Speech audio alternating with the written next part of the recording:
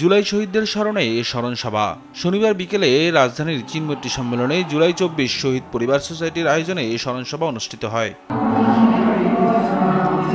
এ সময় শহীদ পরিবারের সদস্যরা বলেন, তারা কোনো রাজনৈতিক দলের না, গণহত্যাকারীদের বিচার ও জুলাই মাসের মধ্যেই জুলাই সনদ বাস্তবায়ন করার দাবি জানান তারা। এই বাংলাদেশে আইনা তার বিচার চাই আমরা। দেশের পাশে জনগণ আছে, কিন্তু রাজনৈতিক দলের পাশে শহীদ পরিবার নাই। সভায় আন্তর্জাতিক অপরাধ ট্রাইব্যুনালের চিফ প্রসিকিউটর বলেন, বিচার করা হবে, তবে কোনো প্রশ্নবিদ্ধ বিচার হবে না।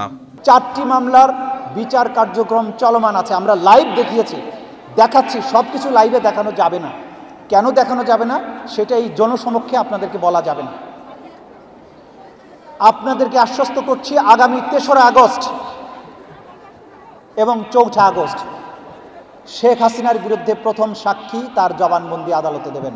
আর বিভিন্ন রাজনৈতিক দলের নেতারা বলেন, 31 জুলাইয়ের মধ্যে জুলাই সনদ ঘোষণা না হলে শহীদ পরিবার আর জনগণের সিদ্ধান্ত নেবে তারা কি করবে। সরকার ঐকমত্য কমিশন গঠন করেছেন, সেখানে দিনের পর দিন ঘন্টার পর ঘন্টা আলোচনা হচ্ছে, কিন্তু অগ্রাধিকার পড়ে আছে পিছনে, সেটা হচ্ছে না।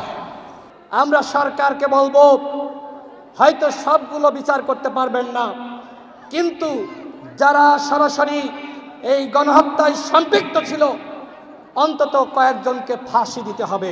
বাংলাদেশের সকল শহীদ পরিবারের সাথে না বসে এই অন্তর্বর্তীকালীন সরকারের চেয়ার থেকে নিজেকে নামাতে পারবে না, এই দুঃসাহস তাদেরকে করতে দেওয়া হবে না। জনগণের সামনে 1 বছরের সংস্কার তুলে ধরার দাবি জানান বক্তারা।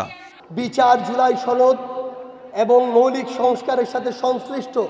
নিয়াজ মোরশেদ, দেশ টিভি, ঢাকা।